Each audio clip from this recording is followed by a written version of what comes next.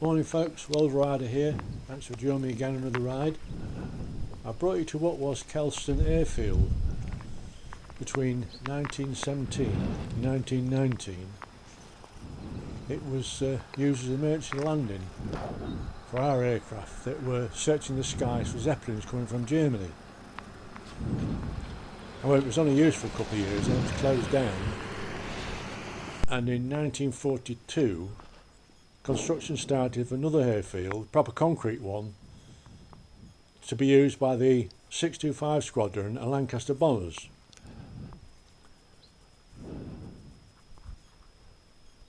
That again was only used for a short while, and the operation was moved to RAF Scampton.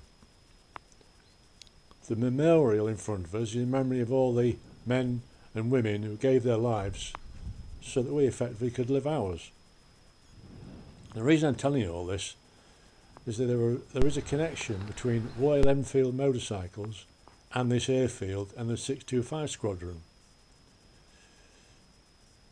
During the Second World War, the British War Department approached Royal Enfield and asked them to develop a light motorcycle that possibly be dropped by parachute with the airborne troops. The Flying Flea was developed. It was a 125cc 2 horsepower motorcycle, and later on they also developed a 570cc version. Unfortunately, they had problems getting the bikes to land in one piece. The main problem was that the wheels were collapsing when they hit the ground. They were in crates, but they fell apart. So because of the problems, the parachute idea was scrapped, and instead they decided to use troop carrying gliders, and they could carry 4 motorcycles as well as the troops across to Germany and drop everybody behind enemy lines. The main reason for the motorcycles was the messaging purposes, because the radio in those days weren't very good and they couldn't make contact with our troops in other areas, so they had these little motorcycles that apparently could be lifted quite easily over obstacles. So that's the connection between our little bikes, our Royal Enfield, and this place. Just a sort of interesting story. Anyway, we're going to get on now and get on with a ride.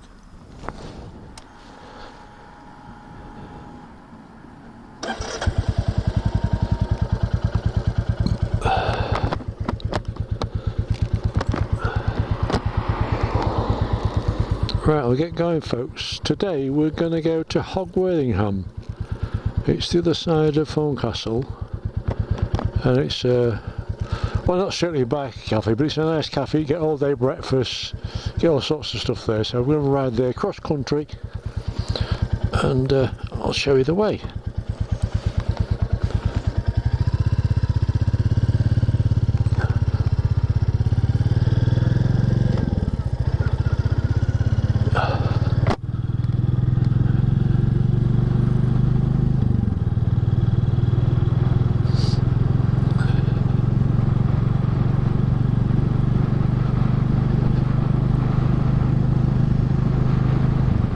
This is where the airfield was, on this side, on our left hand side.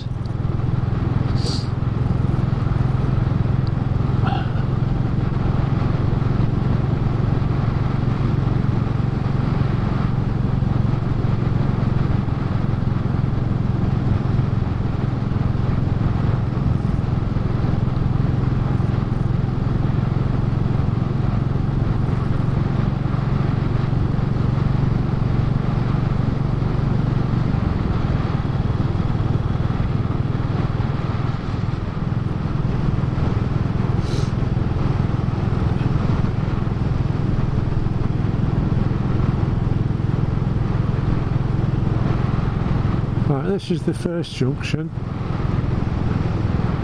We're going to the right here.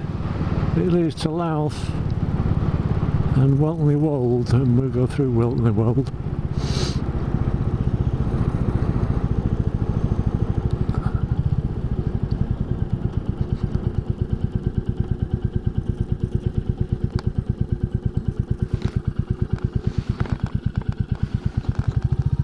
There we go.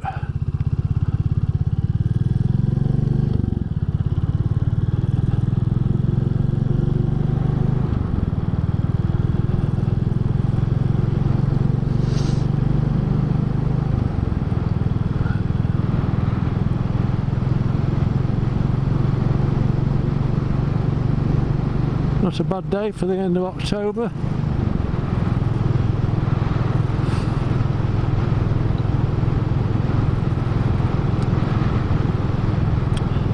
Yeah, my service had it done a couple of days ago, and it was £150 for the 300 service, 300 mile.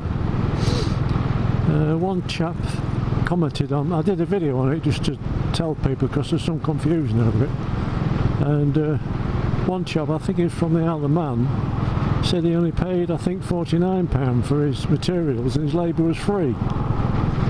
And I had read that somewhere, that if you do it within 300 miles, what's he doing?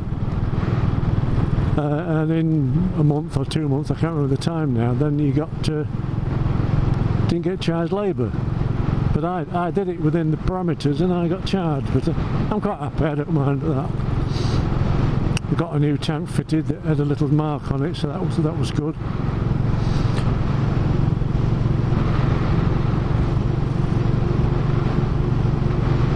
Right, we're coming up to another junction now. This is the Market Raisin Road to the right and Lath to the left. We're going straight over.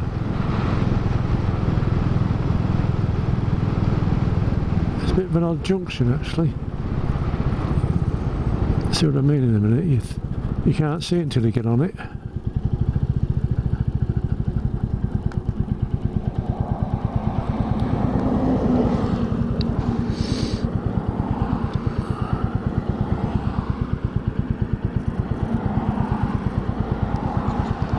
Right, off we go.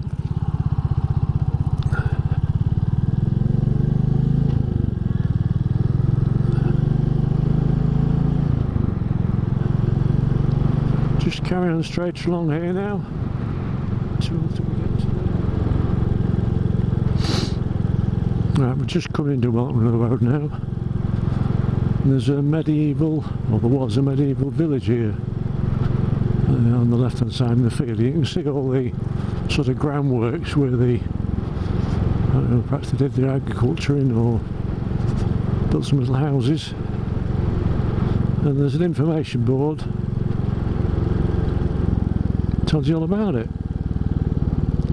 There's bloody mud here.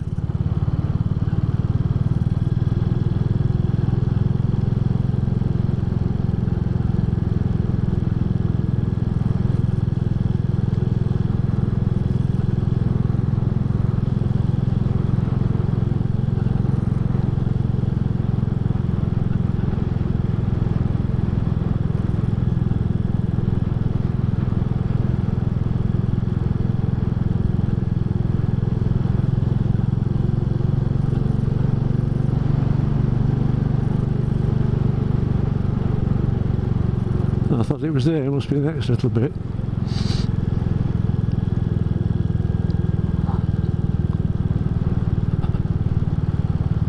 I think that's the field in front of us now. Look, you see all those humps and bumps, shadows from the sun. That's where it is. And where that bird is, there's the notice board and a bench so you can sit and have a cup of tea. So that's it there.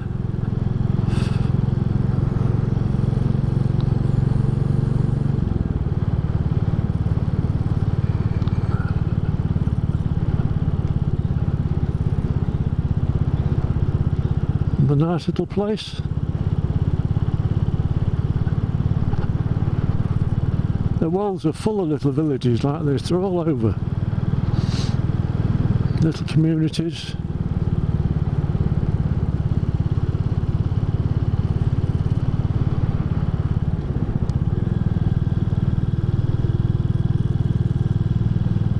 Right, a bit of a hill here.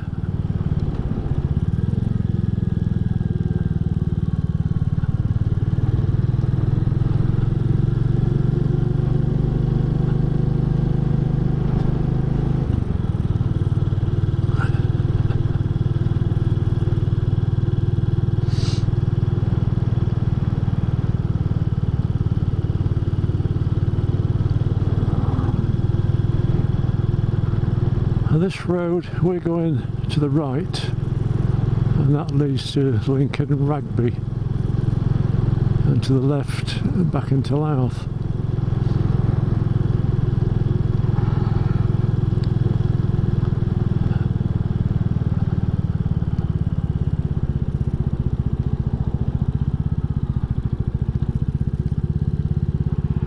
Yeah, 158.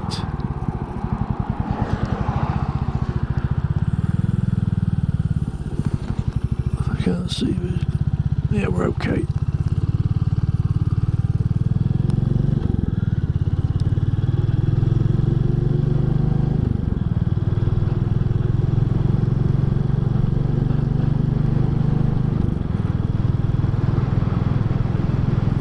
We're getting quite a road. I'll talk about the bike.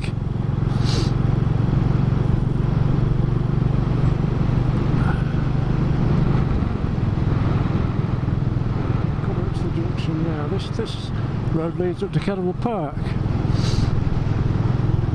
To the left here.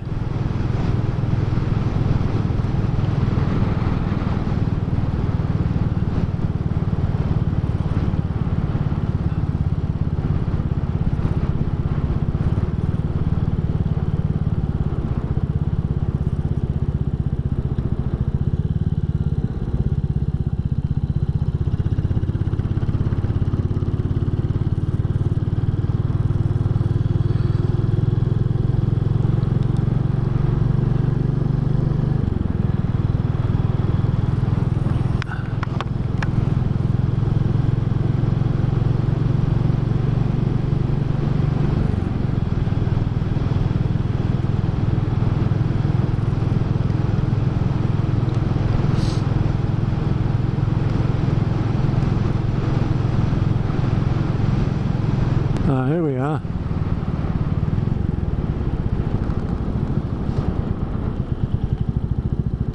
I'll just slow down and stop here a minute.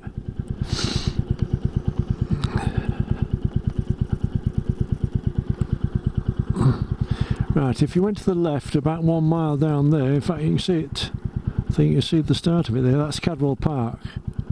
It's only half a mile, isn't it? That's Cadwell Park there. And to the right is Horncastle, which is 7 miles, that sign says.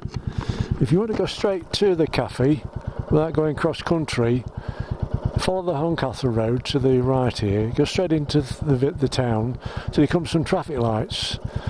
Turn left at the traffic lights and follow that road. That's the coast road, and it's about 5 miles to Hagworthingham. Go through Hagworthingham, and the cafe is, I don't know, half a mile the other side of the village. If you're not careful you miss it, just steady down and it's on your right hand side. It's got quite a big front car park to it, and the building is set well back, so it doesn't look like a cafe to start with, but that's the place you want to go. But we're going to go straight on and do the country lanes, which are a lot nicer, so we'll get going now.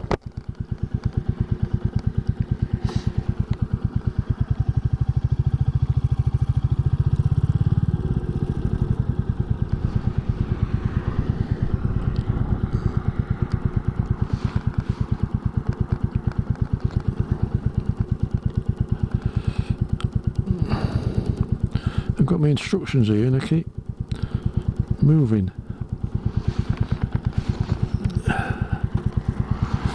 Right, straight over.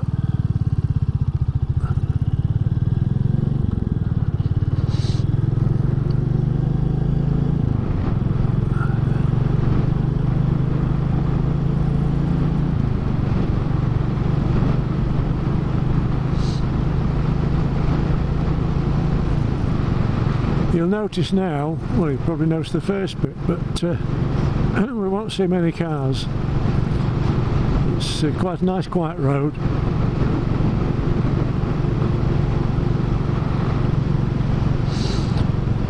So let's talk about the bike for 5 minutes then. First of all, comfort. Is it comfortable? Well, yes it is.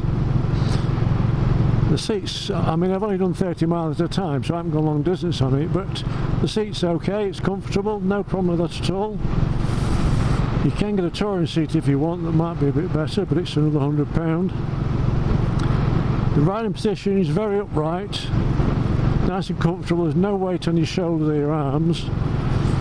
I'm 6 foot tall, and My knees are nearly at 90 degrees, not quite, but my feet are nearly under my kneecaps, if you know what I mean. So it's nice, comfortable. You haven't got your legs stuck behind you like on a sports bike.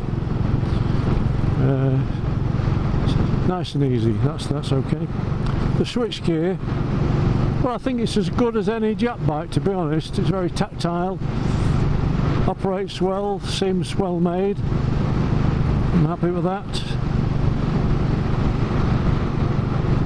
The engine and gearbox, well, the engine's a little cracker, but it is really lovely and smooth. Plenty of low down torque. It's only 20.7, I think, horsepower, so you're not going to be breaking any speed records, but it's a nice little engine. It's got a lovely tone to it, and so is the exhaust. The exhaust is really nice. The gearbox, I've said it before in my rides, I've had no end of bikes over the years, and this is the smoothest gearbox I've ever used. Even first gear, most bikes, when you're stationary, you put it in first gear, particularly in the cold morning, they tend to clunk a bit, don't they? This doesn't. It's really, really good. Junction here, we're going straight across.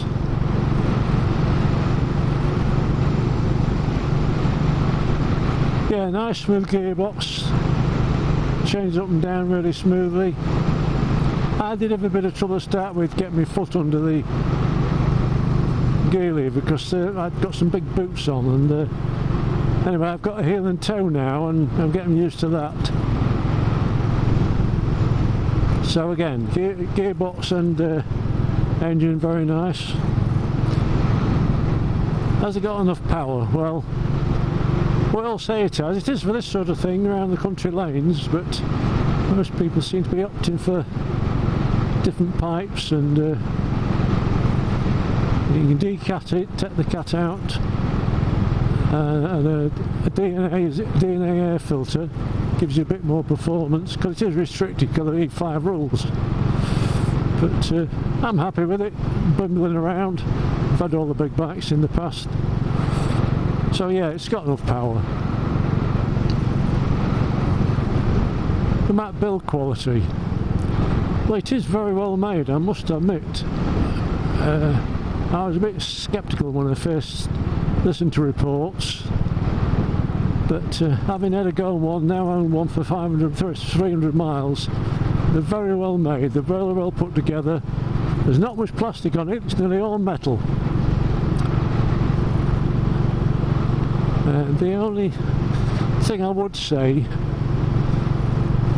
some of the welding, I mean, the Jap bikes are done by computers, and I think some of this has been done by a blind man in the coal cellar. Funny enough, the frame around the rear mudguard is beautifully made, lovely welds on it, very nice. The main frame, just odd bits here and there, are a bit like pigeon shit. But overall the bike's very good, I'm pleased with it. I think if you look after it, keep it clean, wash it if you get it wet and dirty, keep the salt off it, I think they're going to last a long time. So that's build quality. Brakes, mine are getting better. When I first had it, I didn't think I got any brakes at all. They weren't bedded in, and they are getting better now, but you've got to go back to the old method of using both brakes together. They are ABS, which is good, but they're not combined. They're independent, so you've got to use your foot brake and your handbrake at the same time, like we used 2 years ago. You can improve them if you put sintered pads on them, but when these are bedded in, they'll probably be a lot better.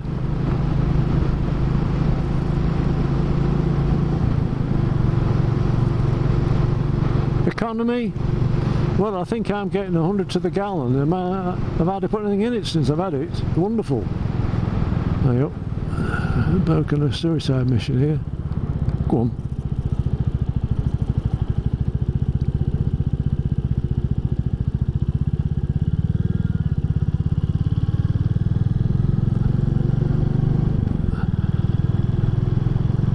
Yeah, 100 to the gallon. It's I think it's a 13 litre tank.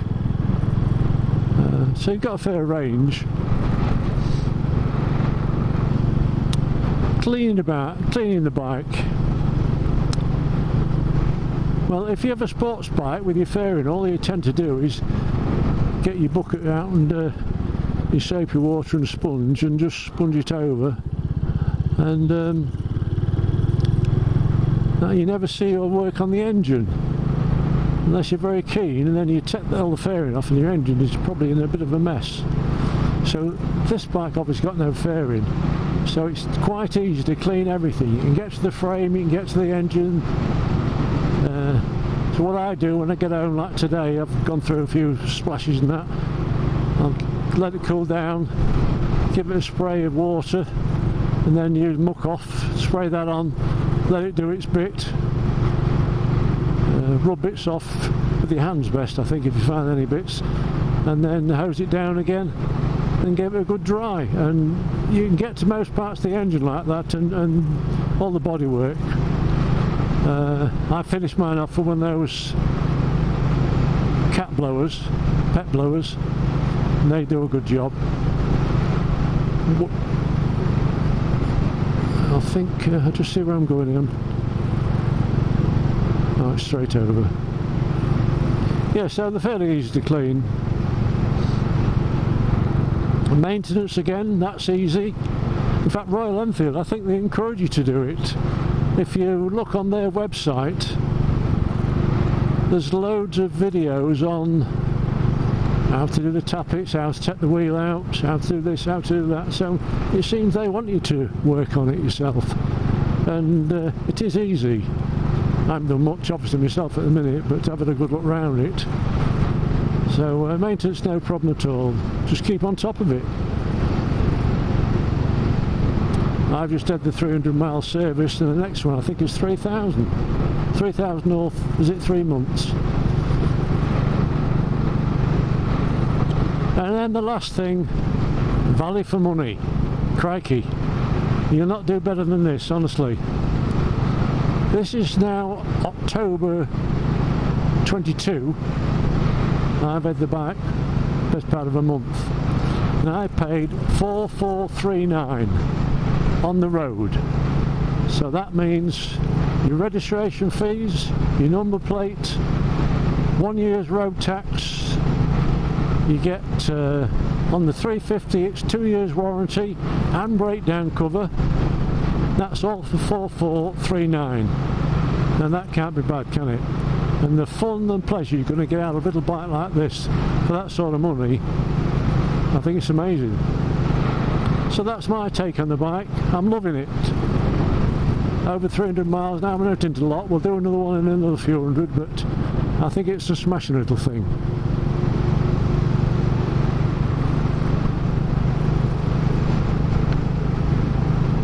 A pal of mine came round the other day. He's got a BMW 650, is it? He came to, have you got your bike yet? I said, yeah, come and look at it. And he thought it was lovely. He said, if I had room in my garage, I'd have one. And then, oh, can I take a picture of it? I want to show my mate John. So he took a few pictures of it. And that's the reaction you get from people.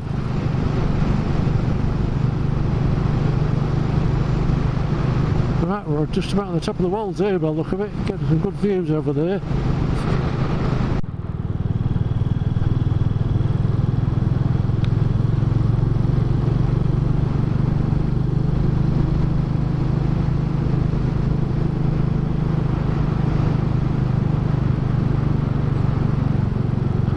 Nice house there, nice farmhouse.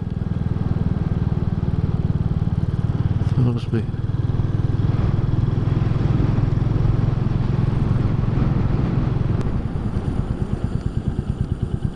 Oh crikey, I'm on the A16.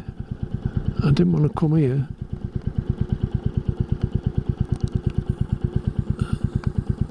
I've gone wrong back there somewhere.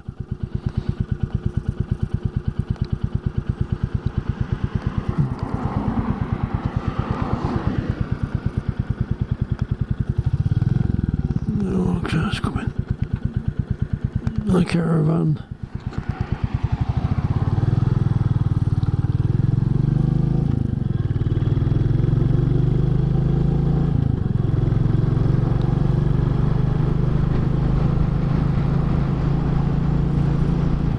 Yeah, I think one of those junctions back there we should have gone to the right and then I'd have carried on the little roads. So we're stuck on the A16 now. It's not far to Ulsby Cross. There's Ulsby Cross. So we're going to approach the cafe now from a different direction than I'd anticipated.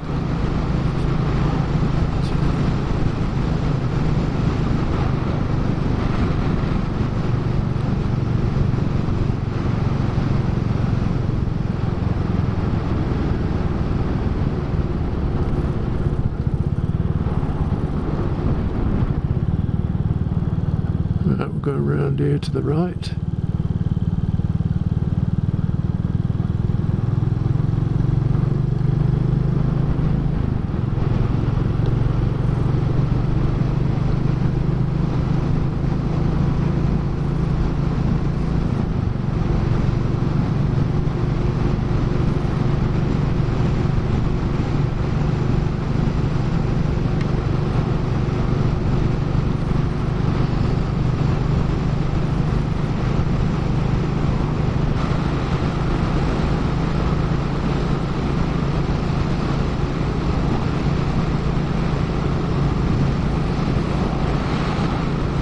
We're going round to the right here.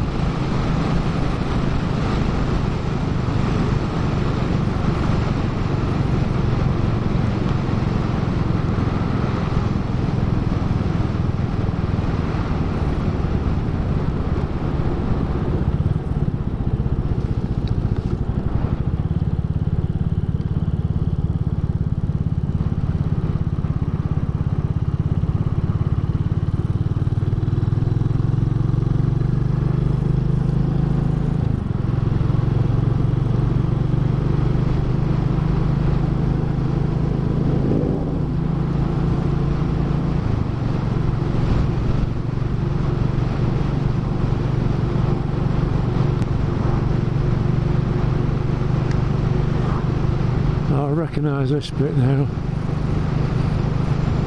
Nearly there.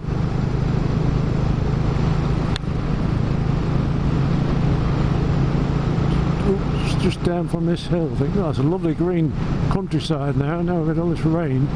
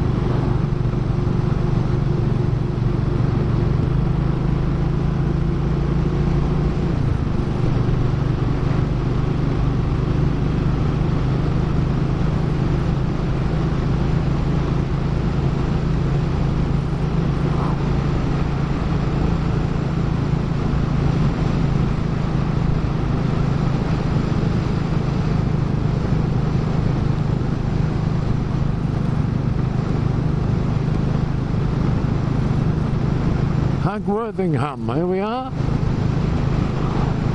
And there's the cafe in front of us. So we haven't missed it.